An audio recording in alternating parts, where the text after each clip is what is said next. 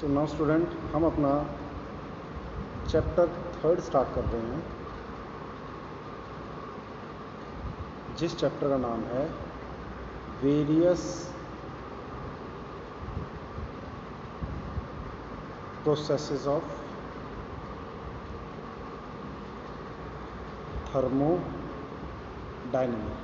Thermodynamic के process.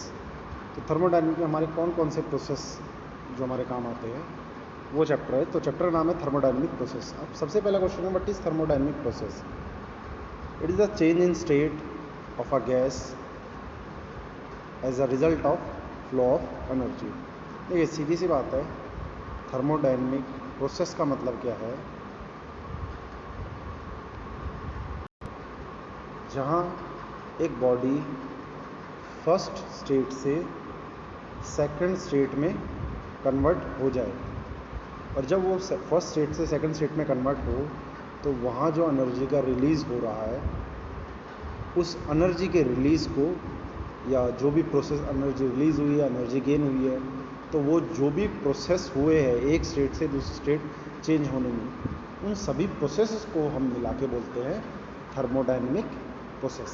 Okay, अगर आप आइस की बात करते हैं तो जो आइस है 1 और वाटर है 1। आइस वाटर में कैसे कन्वर्ट होगा? जब वो हीट को एब्जॉर्ब करेगा। ठीक है, तो 1 से 2 आने में उसने हीट को एब्जॉर्ब किया है। हीट को एब्जॉर्ब करने के बाद उसके अलावा और क्या किया? उसने हीट रिलीज़ भी की है साथ साथ। तो जो प्रोसेस यहाँ कंडीशंस हुई है, या 1 से 2 प्रोसेस, 1 से 2 स्टेट में जाने के लिए जो भी प्रोसेस कंप्लीट किए है, भले उसने हीट एब्जॉर्ब की हो या हीट रिलीज़ की हो, उन सभी प्रोसेस को मिला के जो हम बोलते हैं वो होता है थर्मोडायनेमिक प्रोसेस। ओके, नेक्स्ट है, एक रिलेशन बताना चाहता हूँ आपको। मैंने पीछे भी बताया हुआ है ये सब, तो थोड़ा सा रिमाइंड करवा देते, क्योंकि वो रिलेशन बहुत ज़्यादा यूज़ होगी, ध्यान रखना। रिलेशन क्या है? एक रिलेशन ये है कि अगर हम हीट, हमारी बॉडी से हीट रिलीज़ हो रही है, तो हमारी बॉडी से हीट रिलीज़ क्यों होती है? उसका एक ही रीज़न है, क्योंकि हम क्या करते हैं?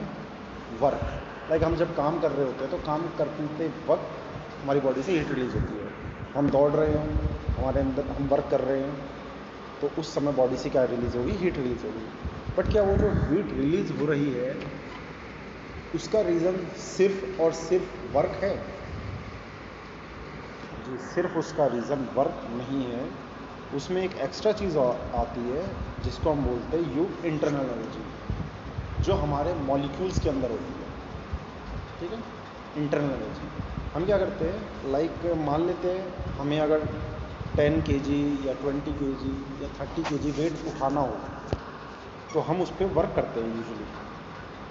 अगर हमारी कैपेसिटी 30 kg उठाने की है तो हम अपने वर्क की हेल्प से ही काम कर रहे हैं। बट हमें हमारी कैपेसिटी से ज़्यादा अगर वर्क करना हो, तो कैपेसिटी से ज़्यादा वर्क करेंगे तो हम कहाँ से एनर्जी लेते हैं? इंटरनल एनर्जी से। और इसी वजह से जब हम कुछ ज़्यादा हैवी सामान उठा लेते हैं तो हमारी बॉडी वाइब्रेट करती है, हमारी बॉडी कांपने लग जाती है। तो वो कांपती क्यों है? क्योंकि उस समय काम किसने किया है? Internal energy. ठीक है, तो बस आपको सिर्फ इतना ध्यान रखना है कि जो हीट है वो किसके इक्वल होती है? वर्क और इंटरनल एनर्जी।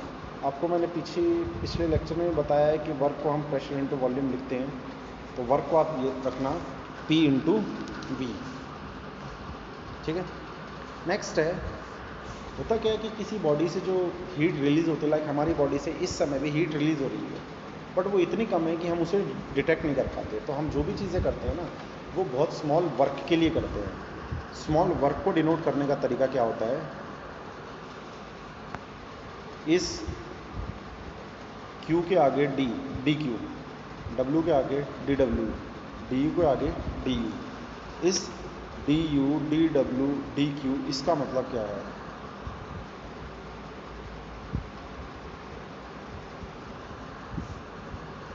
इसका मतलब होता है डी क्यू का मतलब, डी क्यू मीन्स फाइनल में से इनिशियल माइनस कर दो। डी डब्ल्यू का मतलब है फाइनल वर्क में से इनिशियल वर्क माइनस कर दो, और D you means final internal energy में से इनिशियल इंटरनल एनर्जी माइनस कर दो। ओके, ये चीज़ ध्यान रखना कि फाइनल इंटरनल एनर्जी में से इनिशियल इंटरनल एनर्जी हमने क्या कर दी, माइनस फाइनल वर्क में से इनिशियल वर्क माइनस किया। ओके, ये हम आगे यूज़ करेंगे डेफिनेशन में। तो सबसे पहला कहीं डी क्यू आए तो उसको अपने आप मान लेना वो है Q2 माइनस Q1। कहीं आपको वर्क मिले तो उसे मान लेना वो है W2 माइनस W1, और कहीं आपको DU मिले तो वहाँ मान लेना U2 minus U1। Okay, next हमें पता है जो हमारा वर्क होता है वो PV होता है, वर्क सिर्फ वर्क। तो DW क्या होगा, उसको हम लिखते हैं PDV। ध्यान रखना, तो DW की प्लेस पे हम हमेशा रखेंगे PDV। और अभी हमें पता है कहीं PDV लिखा हो तो P का मतलब V2 माइनस V1। ओके, तो जहाँ भी DV अगर मैं आपको शो करके दूंगा, लिखूंगा, तो उसका मतलब V2 माइनस V1 ही होगा। ठीक है, तो हम स्टार्ट करते हैं कि थर्मोडायनेमिक के प्रोसेस कौन कौन से हैं। ओके, देखिए सबसे पहला वेरियस थर्मोडायनेमिक प्रोसेस में पहला प्रोसेस कौन सा है, आइसोकोरिक, ISOCHORIC, आइसोकोरिक प्रोसेस, जिस प्रोसेस का नाम होता है कांस्टेंट वॉल्यूम प्रोसेस। ओके, तो हम देखते हैं आइसोकोरिक क्या होता है।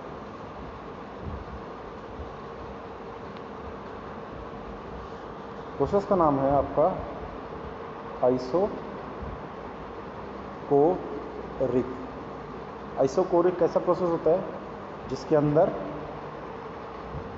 वॉल्यूम कांस्टेंट रहे। वॉल्यूम कांस्टेंट मतलब आप मान लेते हैं एक इनिशियल स्टेट पे लेते हैं वॉल्यूम उसका 5 लीटर, आपने उसे हीट दिया या फिर प्रेशर लगाया, कुछ भी प्रोसेस किए उसके ऊपर, और फाइनली एक आपको एक दूसरी बॉडी मिली और उसका वॉल्यूम भी 5 लीटर ही हो। तो ऐसा प्रोसेस जिसका वॉल्यूम हमेशा सेम रहे, उस प्रोसेस को बोलते हैं हम आइसोकोरिक प्रोसेस, जिसको बोलते हैं हम कांस्टेंट वॉल्यूम प्रोसेस। ओके, ये जो चीज़ें हैं ना, ये आप अपने नोट्स में उतार लेना तो आपके लिए थोड़ा क्लियर रहेगा। नेक्स्ट है आइसोकोरिक का, अगर मैं एक ग्राफ ड्रॉ करूँ, देखिए पहले डेफिनेशन देखिए, what is isochoric process, the process in which volume of gas remain constant before and after heating of gas, जहाँ वॉल्यूम कांस्टेंट रहे। उसके बाद इसका एक ग्राफ भी आपको ड्रॉ करके दिखाता हूँ। एक ग्राफ आपका प्रेशर यहाँ लेता हूँ और वॉल्यूम यहाँ लेता हूँ। ओके, इस ग्राफ में अगर मैं आइसोकोरिक ग्राफ को अगर ड्रॉ करूँ तो उसका ग्राफ होता है ऐसे स्ट्रेट लाइन। देखिए इनिशियल वॉल्यूम भी अगर इसको मैं 1 ले लूँ और इस पॉइंट को 2 लूँ, तो दोनों केस में देखिए प्रेशर P1 यहाँ है और प्रेशर P2 यहाँ है, बट आपका 1 पे भी यही वॉल्यूम है और 2 पे भी वॉल्यूम सेम है। ग्राफिकल तो क्लियर होता होगा ना कि अगर ये पॉइंट है आपका तो इसका वाई एक्सिस ये होता है, एक्स एक्सिस ये पॉइंट है तो वाई एक्सिस ये और एक्स एक्सिस ये। तो ये जो ग्राफ जो स्ट्रेट लाइन था अभी हमने किया है, ये है आइसोकोरिक का। एक और बार मैं इसे ड्रॉ करके दिखा देता हूँ आपको। ये वॉल्यूम है भी, ये प्रेशर है, तो ऐसा ग्राफ जो आइसोकोरिक हो उसमें हम लेते हैं स्ट्रेट लाइन। ओके, क्योंकि आप देखिए फर्स्ट पॉइंट पे भी वॉल्यूम वही है और सेकंड पॉइंट पे भी वॉल्यूम वही है, सेम वॉल्यूम है, इसलिए हमने इसे क्या बोल दिया, आइसोकोरिक प्रोसेस। ओके, तो यहाँ तक नोट्स में लिखा हुआ है, बट इससे आगे मैं कुछ ऐड करवाना चाहता हूँ इस नोट्स में, तो वो आप साथ साथ लिख लेना। क्या लिखना है आपको, सेम रिलेशन। अभी हमने एक रिलेशन ली थी, अगर हम किसी बॉडी को हीट दे या बॉडी हीट रिलीज़ करती है तो वो हीट रिलीज़ किस किस की वजह से करेगी, d Q equals to dW plus du, okay. तो यहाँ अगर मैं dW लूँ तो फॉर्मूला क्या होगा, अभी थोड़ी देर पहले लिखा हमने, PV2 माइनस V1, ओके। और जैसा कि हमें पता है कि हम प्रोसेस कौन सा पढ़ रहे हैं, आइसोकोरिक प्रोसेस, आइसोकोरिक प्रोसेस। तो जब प्रोसेस आइसोकोरिक है तो यहाँ क्या होगा, V1 और V2 बराबर, क्योंकि आइसोकोरिक है, आइसोकोरिक में प्रेशर वॉल्यूम कांस्टेंट होता है। तो अगर ये दोनों चीज़ें बराबर है तो ऑब्वियस है दो सेम चीज़ों का सब्ट्रैक्ट करूँगा, आंसर कितना आएगा, 0। तो यहाँ dW किसके इक्वल आ गया, 0 की। ये तीनों आप स्टेप वाइज लिख लेना। अगर dW 0 आ गया तो हमें क्या मिलेगा, ये जो पार्ट है यहाँ से ख़त्म हो जाएगा, सिर्फ क्या मिलेगा, dQ इक्वल्स टू में du, ओके। तो मैं अगली स्लाइड में ये लिखता हूँ, dQ इक्वल्स टू du। तो आपको फाइनली रिलेशन मिल गई dQ इक्वल्स टू में du, ओके। सो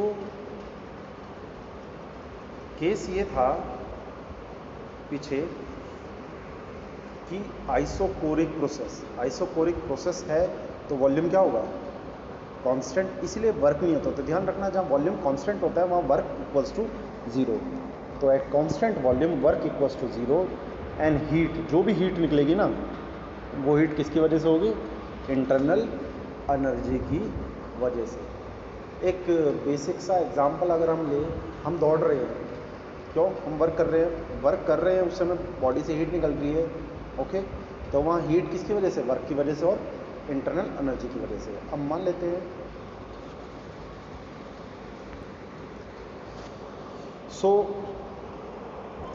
जैसा कि हमें पता है, अभी हमने सेकंड चैप्टर जो किया था स्पेसिफिक हीट, dQ को किससे नोट करते थे,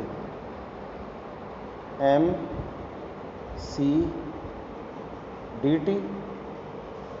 कैसा प्रोसेस है, C क्या था, स्पेसिफिक हीट कांस्टेंट। कैसा प्रोसेस है, कांस्टेंट वॉल्यूम प्रोसेस। तो C की प्लेस पे क्या डालेंगे, CV। तो ध्यान रखना dQ किसके इक्वल आ गए यहाँ पे, C mcv/dt। अगर dQ mcv/dt के इक्वल है तो यहाँ से du भी किसके इक्वल आएगा, mcv/dt।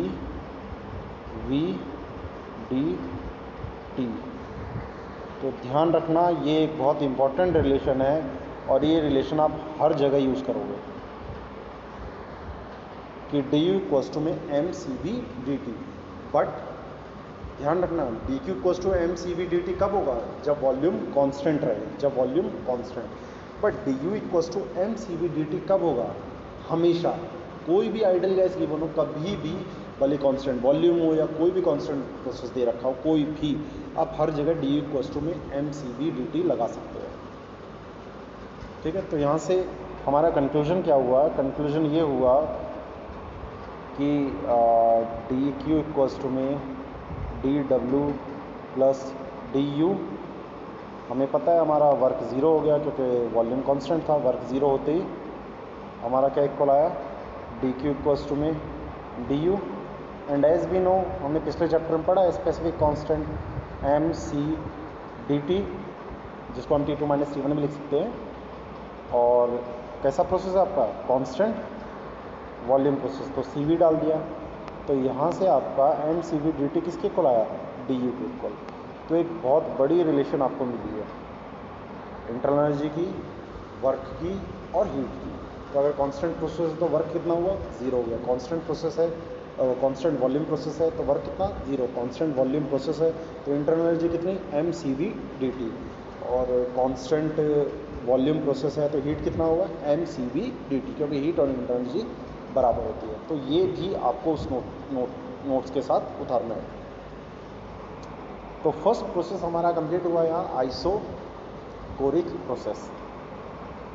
चलिए नेक्स्ट देखते हैं, नेक्स्ट प्रोसेस कौन सा है। देखिए आइसोबैरिक प्रोसेस, आइसोबैरिक प्रोसेस। बार किसकी यूनिट होती है? बार यूनिट होती है प्रेशर की। तो आइसो मतलब सेम, बार मतलब प्रेशर। तो ऐसा प्रोसेस जिसका प्रेशर क्या हो, सेम हो, उसे बोलते हैं हम आइसोबैरिक प्रोसेस। तो डेफिनेशन देखिए, the process in which pressure remain constant before and after heating of a gas. ऐसा प्रोसेस जहाँ प्रेशर क्या रहे, कांस्टेंट रहे before heating and after heating. और इसका ग्राफ हम देखते हैं। तो प्रोसेस का नाम हुआ आपका आइसोबैरिक। आइसोबैरिक मीन्स प्रेशर क्या रहेगा, कांस्टेंट। मतलब फर्स्ट कंडीशन से सेकंड कंडीशन में जा रहे हो तो फर्स्ट कंडीशन का जो P1 और P2 क्या था आपका, बराबर। कांस्टेंट मतलब बराबर होना, ये दोनों P1 और P2 बराबर। इसके ग्राफ की बात करें तो इसका ग्राफ देखिए कैसा बनेगा प्रेशर और वॉल्यूम का, PV। अब मुझे पता है वॉल्यूम तो बढ़ना चाहिए बट प्रेशर नहीं बढ़ना चाहिए, तो इसका ग्राफ देखो ये हो गया। अब आप देख लीजिए, इस पॉइंट पे वॉल्यूम ये रहा, इस पॉइंट पे वॉल्यूम ये रहा, बट दोनों पॉइंट पे प्रेशर क्या है, सेम। अगर दोनों पॉइंट पे प्रेशर सेम है तो कैसा प्रोसेस हो गया, कांस्टेंट प्रेशर प्रोसेस, जिसको हम बोलते हैं आइसोबैरिक प्रोसेस। डेफिनेशन और ग्राफ आपको ये उतारने हैं, और एक्स्ट्रा यहाँ से कुछ उतारना हो तो आप उतार सकते हो। Okay, next. यहाँ पे सिर्फ इतना ही उतारा हुआ है, बट मैं आपको कुछ चीज़ें ऐड करवाऊँगा, और वो चीज़ें क्या है वो अब उतारिए यहाँ पे। नेक्स्ट है आपका सेम वही relation, D Q equals to में D W plus D U. ठीक है, तो इस केस में अगर मैं यहाँ ये लिखूँ, डी वर्क की बात करता हूँ पहले,